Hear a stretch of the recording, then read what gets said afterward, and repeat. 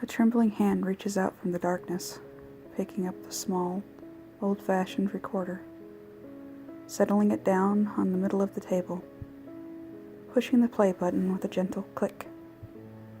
A calm, slightly gravelly male voice began drifting into the air.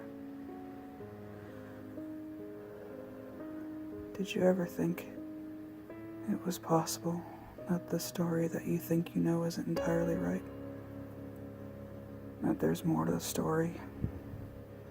There's more to the painted-on smile that you see on my face?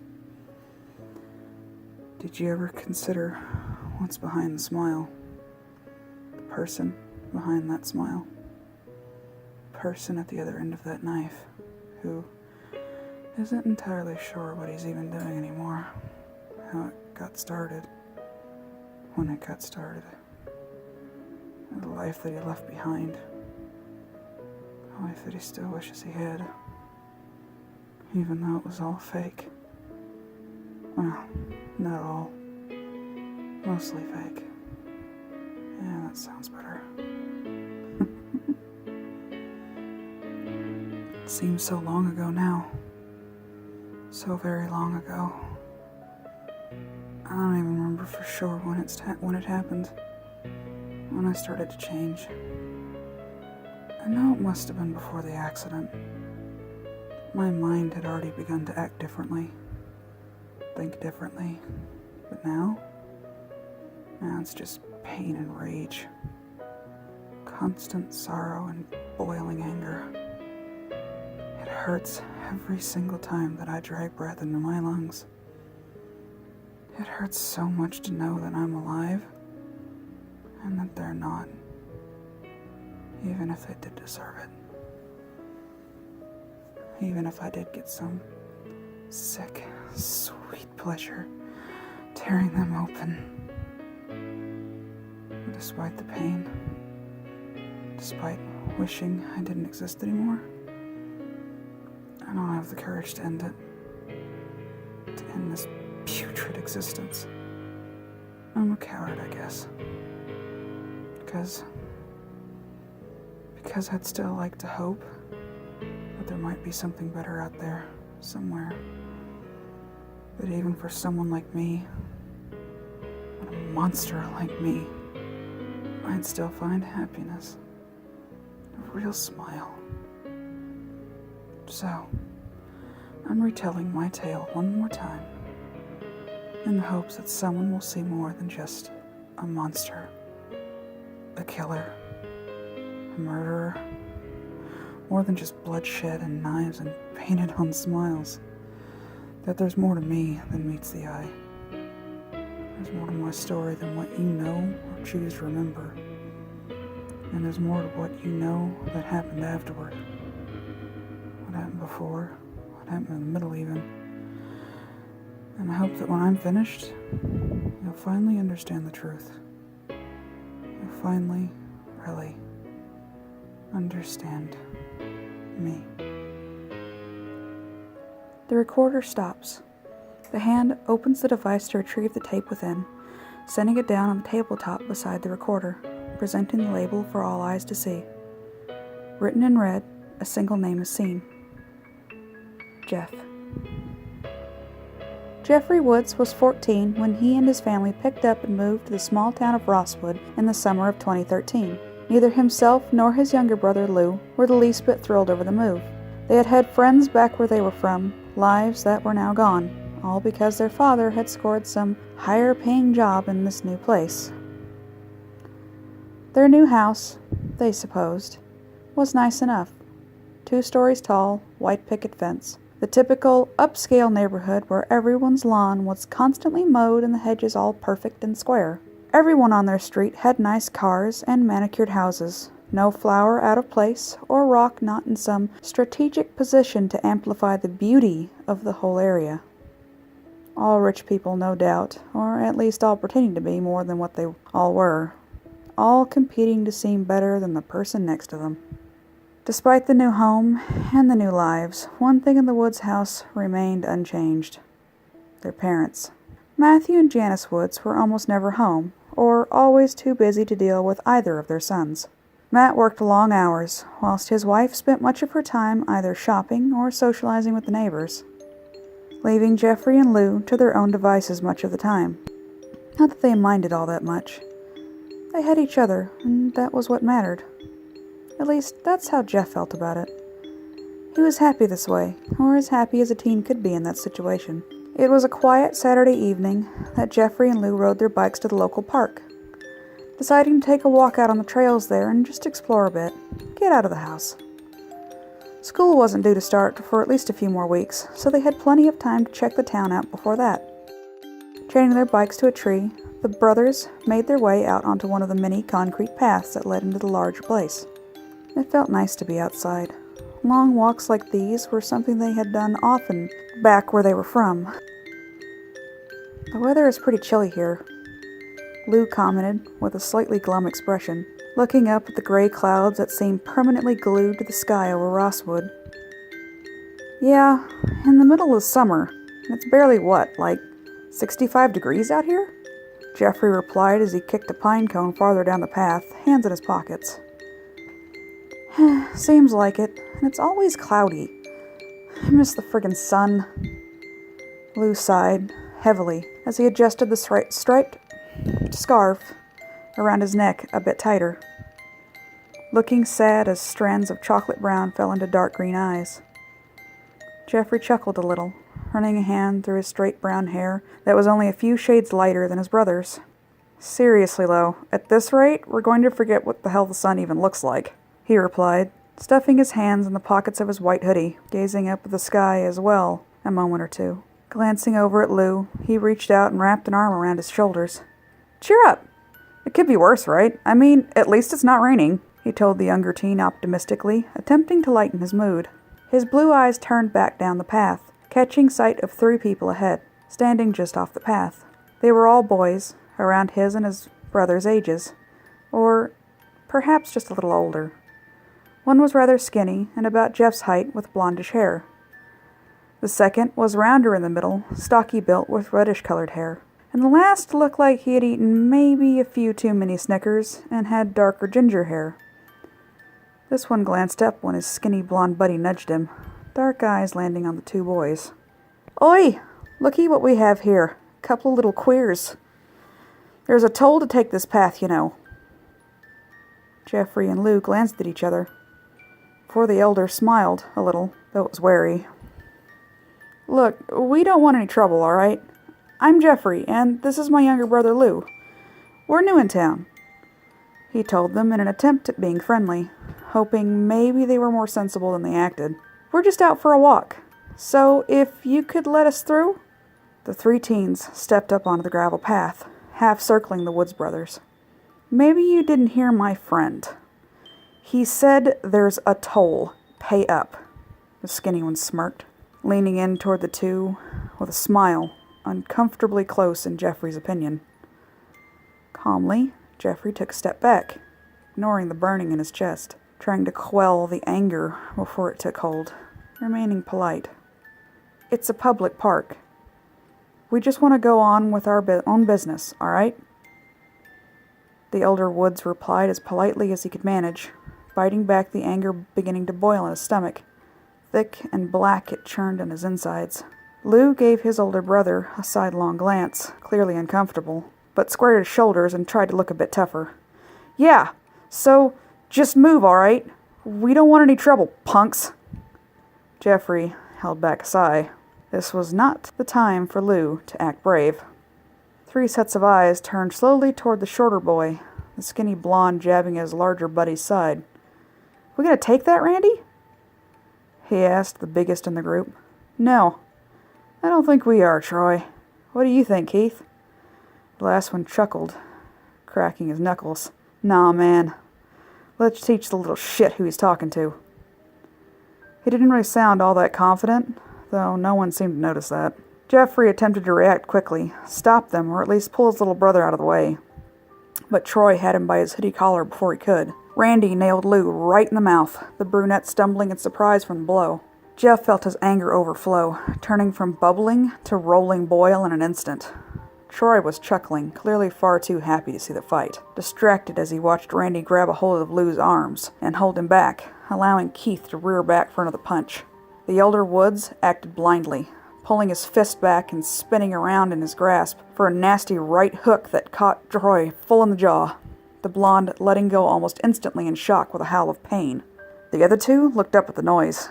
Keith didn't have a chance to react before his face was full of Jeffrey's fist, the ginger letting out a yelp as he fell on his ass, clutching a busted lip.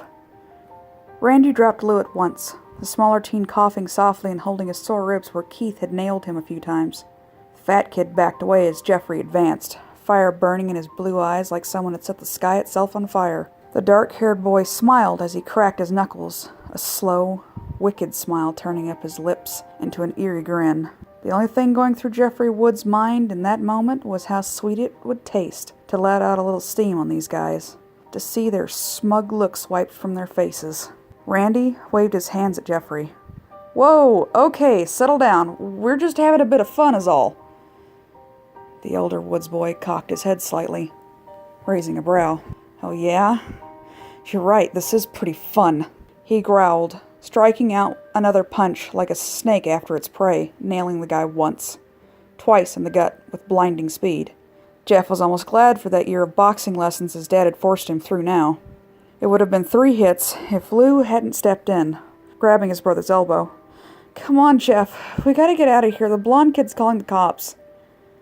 Jeff looked back, spotting the skinny kid babbling on a cell phone. The anger dissipated and he nodded, the two of them racing back down the path toward their bikes. The ride home was a quick one. Their neighborhood not far from the park at all, and for a time the brothers thought everything would be fine. Their parents weren't home when they got back. Ditching their bikes in the garage, the two went upstairs to Jeffrey's room to catch their breath. Sitting in silence for a bit, calming down before they started laughing. "Did you see their faces?" "Yeah, but those punks aren't used to anyone standing up to them." Jeffrey laughed loudly a few minutes before his blue eyes flitted to his little brother's slightly swollen face, the humor fading a bit. This could have ended so much worse. Lou might not have been so lucky. But next time, let's not start any fights, okay? I don't want to see you get hurt like that, and I can't always be around to step in. Lou blushed a bit, rubbing the back of his head in embarrassment. "I could have taken them, eventually. They just caught me off guard is all." "Lou, I'm serious." The younger brunette sighed and nodded. "Yeah, alright, sorry. I'll be more careful." Jeffrey nodded, satisfied by the answer for now. The two teens decided to pick up a video game, playing one of Jeffrey's 2-player fighting games, teasing and taunting one another, laughing and just generally enjoying themselves. A half hour passed by when they heard a small commotion downstairs, the front door swinging open a bit more rough than was necessary, and the thud echoing through the quiet house. "Jeffrey! Lou! Get down here this instant!" Their mother's high voice yelled up the stairs. Both of them looked at each other with differing levels of "oh crap" written on their faces. She had that tone of voice that said they were in a lot of trouble. Putting their controllers down, they started down to the living room, but the eldest paused in front of his brother on the descent down the stairs, staring in apprehension at the 2 uniformed police standing with their parents in the foyer. Lou sucked in a breath behind him. "Now!" their mother barked, both of them obeying, though sluggishly. Lou and Jeff stood side by side in front of the officers and their parents. The first cop, a man whose tag read Rivers, spoke first. "We have a report saying you two beat up a couple of teens at the park earlier today. Care to explain, son?" The man said in one of those polite tones that held the underline of a sticky, condescending attitude that said this guy definitely thought he was better than the teenager he was talking to. Jeffrey kept his hands tucked into his hoodie pockets, warily eyeing the policeman. "I wouldn't really call it that. I was defending my brother when they attacked him first," he replied, keeping eye contact, trying to show them he was telling the truth. Be convincing, because he had a feeling they didn't believe him, and wouldn't want to. And that's not what those boys said, nor the witnesses. Several people stated you walked up to the boys and started the fight, for no reason, and those boys had no reason to lie. The older brother felt his face heat in anger, mouth falling open a little. Couldn't be serious. What? There was no one around, and look at my brother's face, he replied in shock, pointing to the younger boy at his side. Lou turning his head to show better his swollen cheek where the bruises were already coloring themselves in. Rivers looked very much unimpressed, turning his eyes back to Jeff. Son, that looks like he fell, not got punched. Now listen, I'm going to let you boys off with a warning this time, but if you get into any more fights, I might just have to put you in juvie. Both brothers were outraged, open-mouthed and glaring at the officer, but it was their father who spoke. Yes, of course, they understand. Good night, officer. Clearly Matthew Woods was trying to defuse the situation, or prevent it before it got worse, but only made his sons that much angrier. Jeff, most of all. Both of you! Rooms! No supper! Their mother told them, hissed the words like a viper issuing a threat. Jeffrey glared at her. Your youngest son gets beat up and you're just going to ignore that? He questioned her in outrage.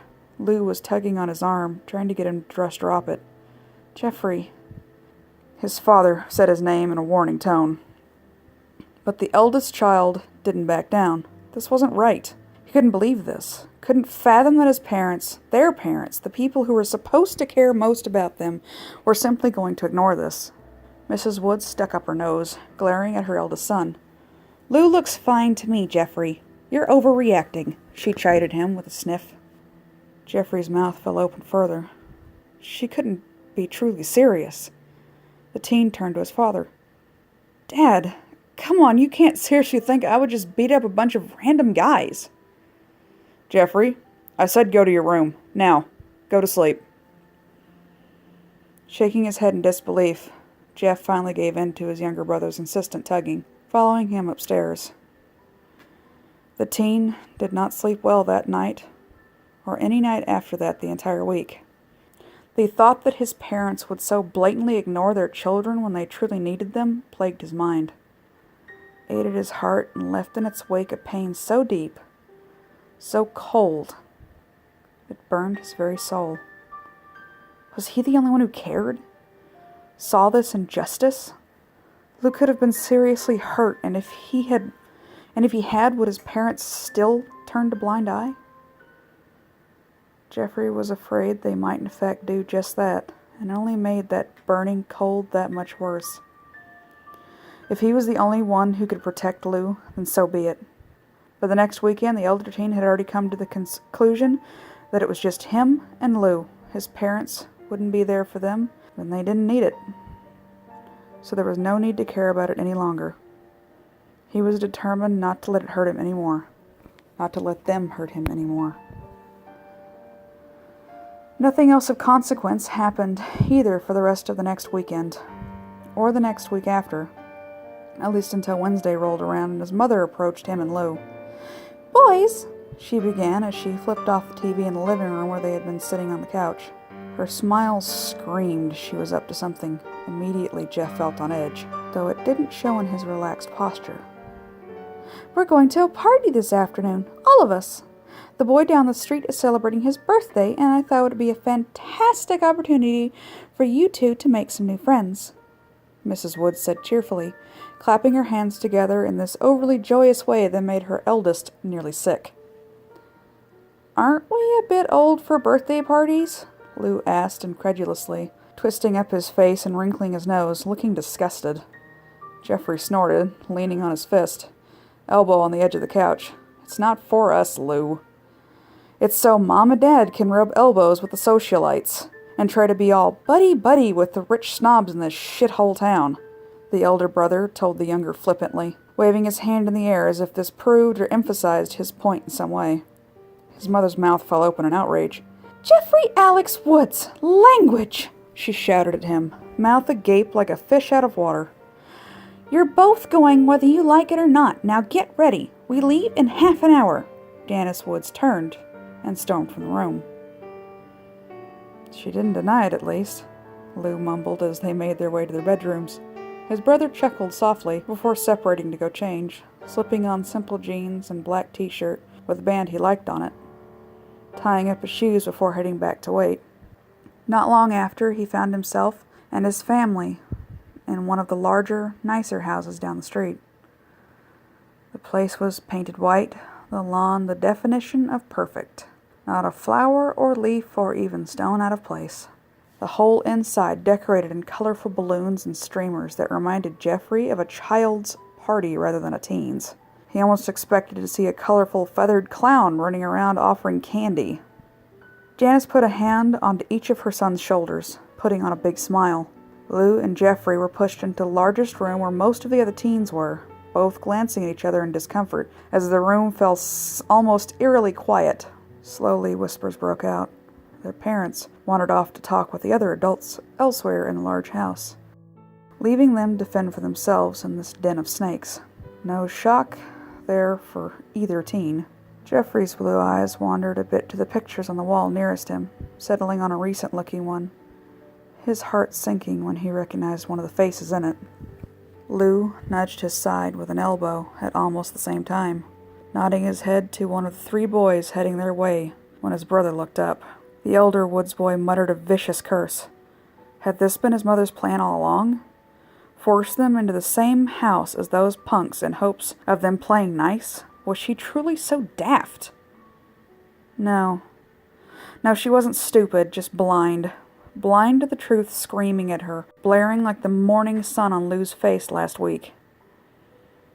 Keith was muttering something to Randy in a small, angry voice, trying in vain to pull his larger friend back. But it was too late. The portly teen stopped in front of the 2 brothers, his friends on either side. Troy looked too happy to be there. Keith just looked frustrated. "Oi, you got a lot of nerve showing up here." Jeffrey's expression was hard as he replied. "Didn't really have a choice. Our parents dragged us over," he snapped venomously before reining in his anger as best he could, letting out an irritated sigh. "Look, let's just forget about the other day, all right?" Randy raised a brow, Troy opening his mouth to reply, but the leader of the 3 stopped him with a raised hand. Randy's smile was calm, but something glinted in his eyes that Jeff didn't like. Couldn't put a name to. "Yeah, fair enough. Let's be friends. What do you say?" "Yeah, sure." Jeff was cautious, deciding to go along with it, at least for now. Surely they wouldn't try anything here, at a house full of people. Keith gave Randy a sidelong look, seeming suspicious himself, but letting it go. The ginger boy smiled a little at Lou and Jeff. "Hey, want to play some football? I just got a new ball for my birthday." He smiled, genuinely friendly. Lou looked up at his brother, who merely shrugged. The shorter boy smiled. "Yeah, sounds fun." Randy grinned, walking over and throwing an arm around Jeff, who was slightly smaller in height than the boy with the dark reddish hair. "Sounds great, Keith. This guy and I'll go get the ball from the garage. Meet you out back." The blonde nodded, coming to stand with Randy and Jeff. "Yeah, I'll go too. See you in a few, Keith." Keith hesitated a moment, seeming uncertain. He glanced for a moment at Jeff and those 2 friends. "Yeah, all right, just be quick. Lou, right?" he said to the younger Woods brother, the 2 heading toward the backyard as Jeffrey went along with Randy and Troy. The elder glanced back once, worried more about Lou than the 2 goons on either side of himself. What could he do? Surely Lou would be all right. Lou nodded to Keith. "Yeah, that's right. You have a nice yard," the brunette said a little awkwardly as they stepped out onto the back lawn. The ginger boy chuckled softly, grinning a bit. "It's pretty nice. So, listen." He glanced at the younger boy, rubbing the back of his neck. "I wanted to say I'm sorry for what happened at the park. Randy is... well, he's got a short fuse, and Troy doesn't help at all. I wouldn't have helped him, but... look, he's not so bad once you get to know him, really. Lou tilted his head, crossing his arms over his chest, looking a little uncomfortable. Should he trust this guy? He seemed as if he meant it. Yeah, it's fine. In the past, right? Yeah. Keith grinned, glancing toward the house. Randy and the others were taking a long time. He wondered maybe if he shouldn't have let them go alone. In the garage, Troy stood by the door, playing with an old silver flip lighter, flipping it open and shut repeatedly, the sounds of the clank of metal resonating softly in the small room as Jeffrey looked around some plastic shelves for the football. You sure you left it in here? I don't see it anywhere, he said, straightening up and turning around, almost jumping out of his skin when he saw Randy standing so close. The big guy was practically looming over the brunette teen, a smile curving his mouth in the creepiest manner the other had ever seen on another person's face. Forget the ball, Woods. I wanted to talk. Jeff took a step back, his stance defensive. He felt his foot hit one of the plastic shelves, which swayed a bit from the motion, but neither of the teens seemed to take notice. Oh, yeah? About what exactly? He questioned in a calm voice, watching the redhead like a hawk.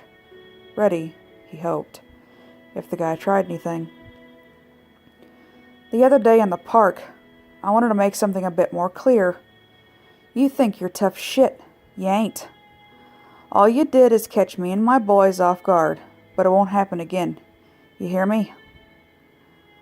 Jeffrey narrowed his blue eyes, that anger beginning to rise in his chest again, starting to bubble as he smiled slightly.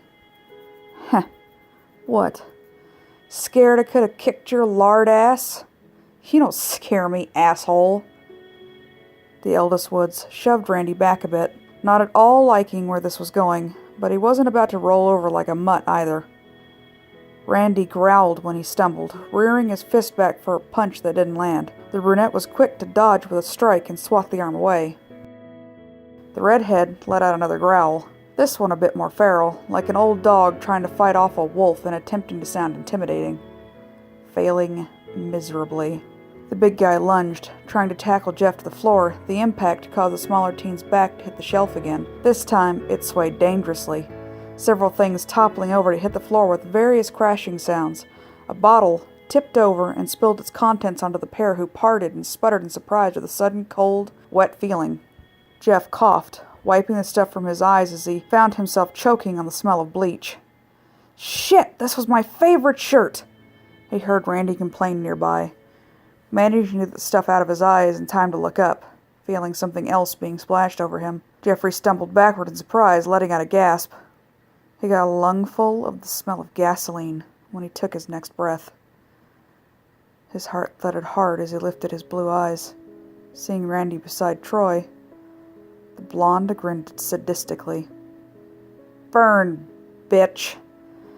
The words barely reached him. He was fixated on the flame of the lighter flying across the room toward him. Stepping back in vain to avoid it, the brunette's foot slipped in the wet floor, his body toppling backwards just as the lighter hit the floor with an echoing clink. The next thing he knew was the pain, his screams filling the air and his throat burning from the force of them, body crumpling in the immense wave of fire that clawed at his flesh. Jeffrey thrashed, clawing at his face and body, rolling around in a vain attempt to alleviate the pain, letting out one last ear-splitting scream before the world went black. He wasn't sure how much time passed that he found himself drifting in darkness, catching little snippets of voices and sounds. Lou's voice drifted into his mind often enough. Jeffrey could hear him crying a lot, calling out to his elder brother desperately, begging him to survive. I'm so tired. So weak. Everything hurts. Do I really have to keep breathing? He asked, to no one in his own mind, mentally sighing. Of course I do. Lou needs me, right? My parents, they love me too, don't they? They would all be upset if I died. It hurt to breathe for a long while, He could tell he was under a morphine drip, somehow. The world seemed to swim when he was sure he was awake, but he was too weak to move, talk, and his eyes were covered in bandages most of the time. Vaguely, he wondered how bad the damage was. Someone was holding his left hand. He could feel the weight of their fingers in his own, and though he wanted to grip that hand back, he couldn't manage to do it just yet. Couldn't yet find the strength. So instead, he listened to their soft breathing, beeping of the heart monitor and the wheeze of the oxygen tank. He heard a door open, the sounds of someone's shoes coming across the linoleum. "Oh, Doctor, is Jeffrey going to be all right?" His mother's voice reached him from the right side. She lifted herself from a chair, scraped the floor, and internally he cringed at the noise. "Well, all things considered, he is very lucky. The damage to his lungs and throat was minimal. It appears to be healing very well. But the damage to his skin was... Well, we got to him soon enough to prevent a majority of the damage that could have been, and he's not in risk of infection now at the very least. But he will need to see an optometrist about his eyes." The doctor paused a moment. "He should be safe to go home in another week or so." "Yes, but will he be okay?" His mother stressed the last word, and he wondered what she meant. The doctor had said as much, hadn't he? Jeffrey was healing fine. He could go home soon. He felt the weight in his left hand tighten a bit more. Had whomever it was gotten what she meant, read into something he hadn't? "As I said, he's not at risk of infection at this point, and should be safe to go home in another week. He'll need plenty of rest to recover properly, and I would strongly suggest a liquid diet for a while." Mrs. Woods huffed, clearly getting annoyed. No, I mean, what about his appearance, his face?" Jeff felt his stomach twist, the urge to vomit strong as he realized what was happening, what his mother was saying. The teen wanted to scream, tell them to stop talking. He didn't want to hear this. The heart monitor, which beeped very softly on his left side, blipped a little faster. No one seemed to notice. The doctor did not answer at first. "Mrs. Woods, that's hardly a concern at the moment." "So it's that bad? What can we do about it?" "Mrs. Woods, my primary concern at this time is his health, not his appearance," the doctor replied in a slightly shocked voice before letting out a sigh. "But if you're that worried, there's always plastic surgery. I wouldn't recommend such a thing for some time." "Thank you, Doctor. Could you excuse us? I need to talk to my wife," he heard his father say somewhere in the direction he knew his mother was as well. Moments later, the door opened and shut with a soft click. Jeff remained unmoving, pretending to still be unconscious. Waiting. Listening. The beeping slowed once more. His father spoke first. "Lou, why don't you go down to the cafeteria and get something to eat, all right?" The hand in his squeezed a little tighter. But I want to be here when Jeff wakes up," the younger boy pleaded softly. He sounded tired, his voice a little hoarse, no doubt from crying. Again, Jeffrey had the urge to squeeze that hand, show Lou he was fine, but didn't for now. "Listen, he's still under a lot of medication. He won't even notice. We'll page you if he wakes up, okay?" There was a gentle sigh to his left, and the weight in his hand lifted. He listened to Lou's footsteps grow fainter and fainter. He felt so cold and empty without Lou there. "All right, I guess." The door opened and shut once more, indicating Lou had left the room. It was again silent for a few minutes before his mother's voice cut in. She sounded somewhat hysterical. "What are we going to do, Matt? We'll have to homeschool him." "I hardly think that's necessary, Janice. The doctor said Jeffrey can go home soon, and after some rest he should be healthy enough for school, I'm sure." His father reasoned. He could hear his mother's heels clicking across the floor, to and fro at what he assumed was the end of his bed, because the sound would pass louder from the left and then to the right, over and over. No, think about it, Matthew. He'll be a pariah. The neighbors will talk. No one will want to be near him looking like that. There was clear disgust in her voice, and as much as he had told himself last week, or whenever it was now, that he didn't care about them, it hurt. Like a knife piercing his heart and being twisted. He forced himself not to make a sound, not to cry right then. Listening to his parents agreeing that he needed to be homeschooled, that he needed plastic surgery because they couldn't stand the sight of their own child. He spent the rest of the week pretending he didn't know. He never told Lou. Not once during any of his baby brother's visits. No, instead he silently stewed over the knowledge his parents' love was as thin and clear as a glass panel in a window, so easily seen through now. That their love only extended as far as how their children looked, or how far they could make their reputations go. At one point, toward the end of the week, when one of the nurses came to change his bandages and help him get ready to go home, he asked for a mirror, wanting to see the damage for himself. Her nameplate read Susan. The nurse was an older lady, kind and grandmotherly, with graying hair up in a neat bun. Susan had been his nurse through the whole week, and had been nothing but kind to him, never cringed when she changed his bandages or anything. Not like he had seen his mother do a few times when she had stayed to watch. "Are you sure, sweetie? It's not a pretty sight. Maybe I should get your parents first." "No. I wanted to see this on my own. If you don't mind," he replied hoarsely. His throat still ached badly. Even with the medication, it still hurt to speak. To breathe. To fucking move. The nurse nodded, walking to a cabinet and retrieving for him a small hand mirror, holding it out to him when she returned. Jeffrey reached out one partly bandaged hand, bringing it closer, doing his best to close his eyes, but he'd already discovered that was nearly impossible. The doctor had explained to him he would need eye drops fairly often from now on. Lifting the mirror, he beheld his reflection, his now lidless blue eyes circled in blackened, scarred flesh, the overly white skin where it wasn't covered by healing burns or bandaged still. His hair, once chocolate brown, was singed and black now where it hadn't been burnt off. And he stared, feeling nothing, at least not at first. "It's not so bad," the nurse said, trying to comfort him. She must have thought him upset.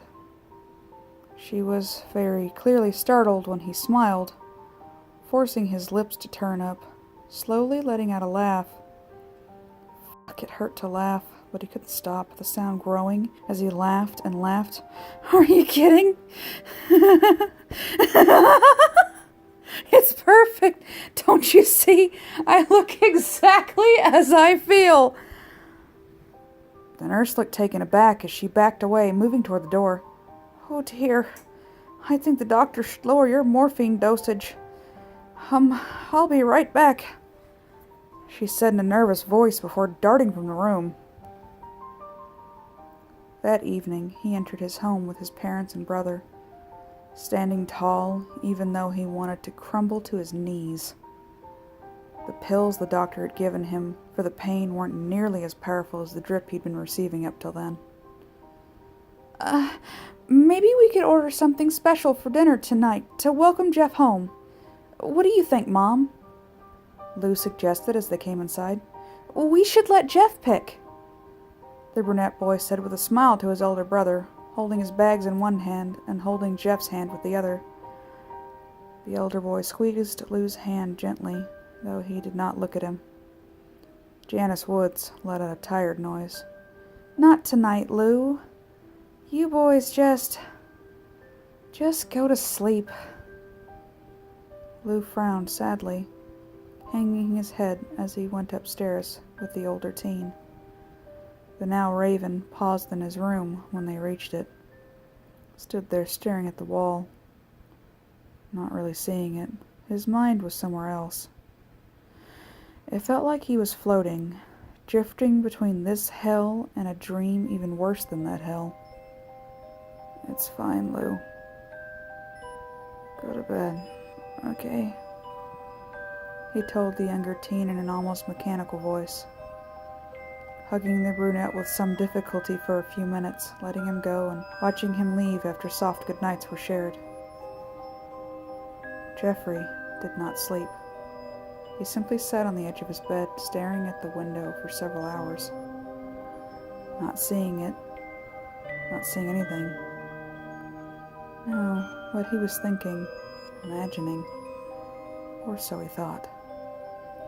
He imagined himself standing up from his bed, going silently down to the kitchen just after midnight and retrieving a knife from the chopping block on the counter, staring at his eerie, white face in the surface. He tried to smile. It hurt so much to do so. Drifting through the silent house, back upstairs, he went to the bathroom there and flipped on the light.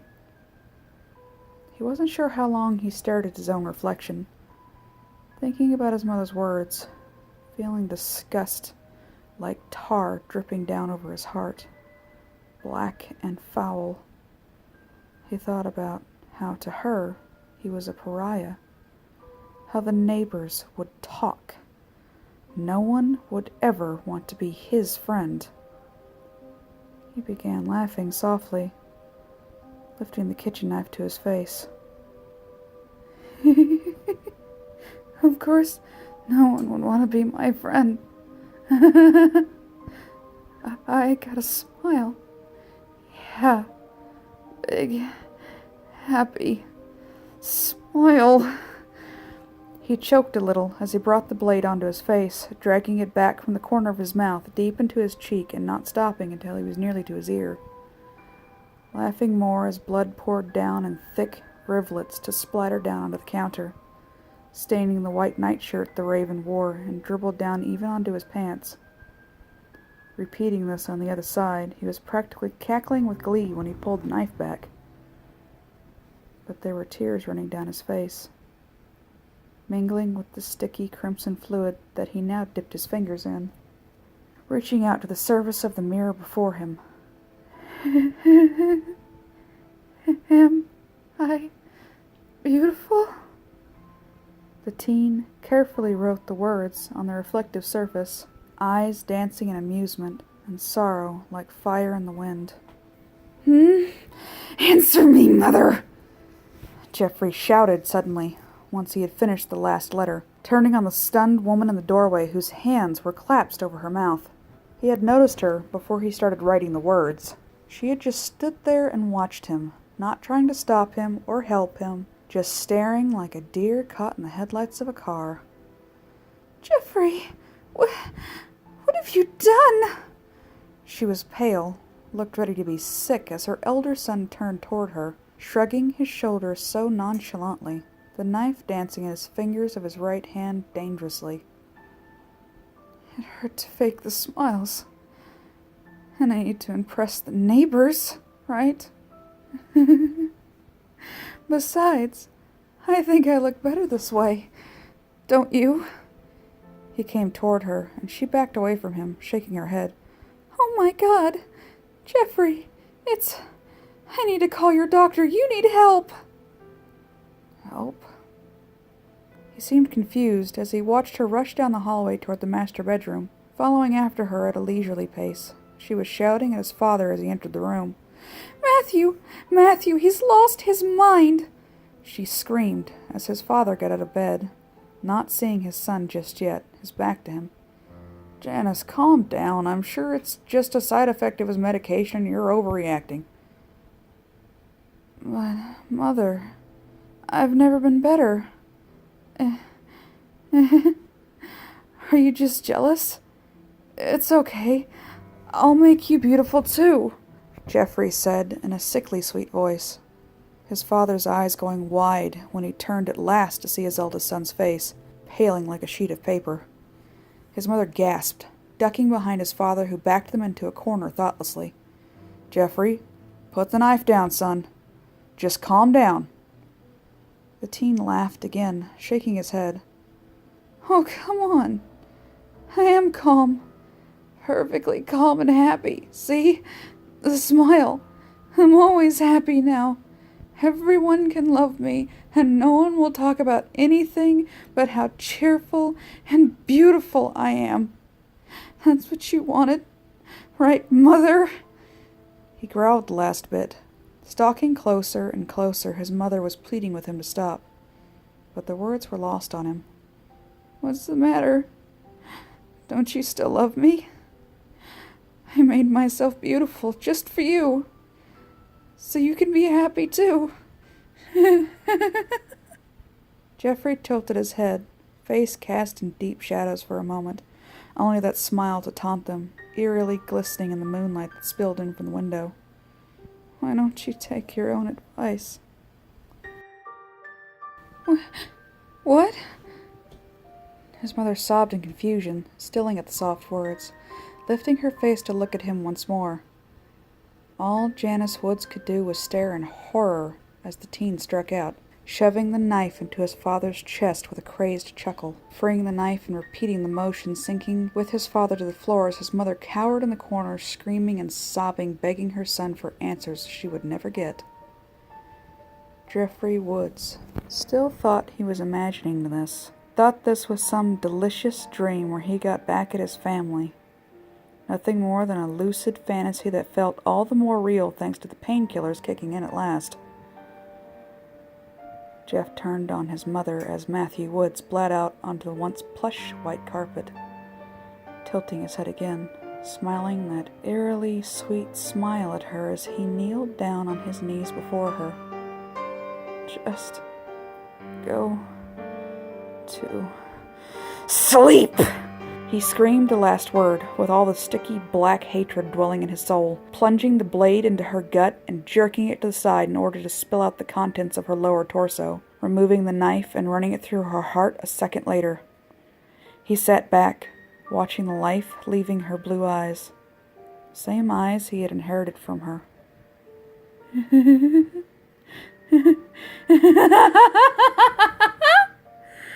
The raven laughed as he stood up from watching them bleed out, his pajamas soaked in a combination of his blood and theirs. Moving to the door, his brother's image passing through his blood-crazed mind. I need to make Lou beautiful too. He'll feel left out otherwise, he convinced himself as he entered his little brother's room with a wild look in his eyes, watching the sleeping figure from the door for several minutes. Lou had his headphones in, the sound of music drifting into the dark air as the younger man lay on his side. Jeff let out a small chuckle, approaching the bed quietly, nudging the boy with his free hand. Lou slowly came awake, pushing off the bulky headset and turning to look at his elder brother. At first his eyes were blurry, but slowly, as he came more awake, he noticed the blood. A smile, sucking in a breath, his green eyes going wide in horror. Jeff? What? The raven put his hand over his brother's mouth to quiet him. It's okay, Lou. Just relax. I'm gonna make you beautiful. Just like me. He giggled gleefully, wrestling the smaller teen down onto the bed easily enough, climbing up and straddling the boy's chest in order to hold him still easier. Holding both Lou's hands with one of his own, he smiled that eerily sweet smile again, leaning over the brunette. He started with a smile, carving a more delicate one into the sobbing boy's cheeks, cooing softly to him all the while. It's okay, Lou. You're gonna be so beautiful when I'm done. Even Mother will be jealous. I'll be so careful with you. Calm down.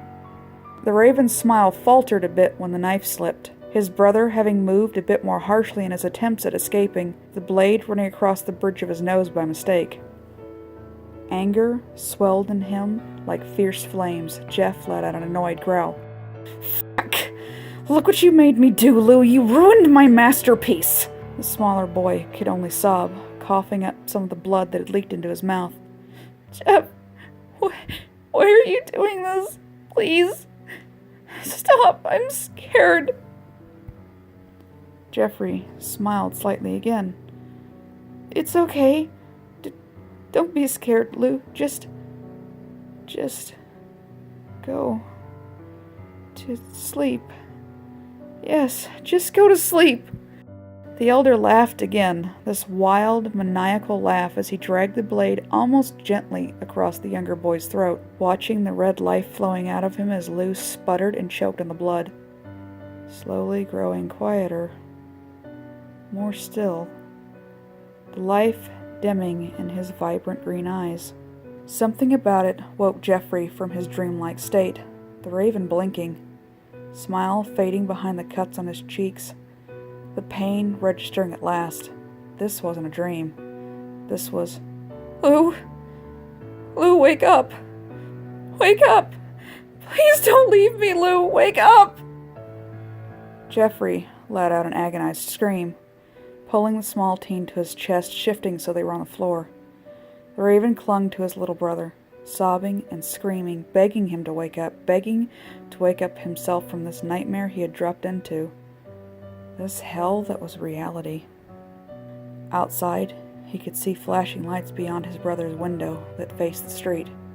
He could hear the sirens. Choking back another scream, he looked down at his brother's lifeless body, trembling as he sat him down. I'm so sorry, Lou. I failed you. I'm so sorry. He placed a gentle kiss to the boy's forehead. Getting up and backing away, he heard someone knocking at the front door. "Is everything all right in there? The neighbors reported screaming." A muffled voice called out from beyond the front door downstairs. Moving as quick as he could, Jeffrey rushed to his room, grabbing some clothes from his closet, and escaped at his window that faced the forest, hitting the ground hard. It was several minutes before he was able to recover enough to get up and run.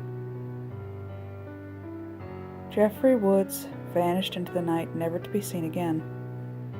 It was believed he had died at some point out there in those cursed woods, though no body was found.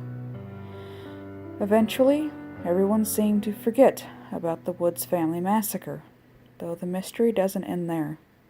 Rumors never die, and some deaths can't really be explained, as people in the neighboring towns reported murders, all the victims bearing the same marks.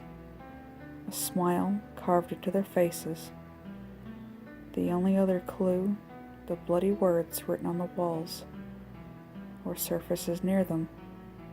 Go to sleep.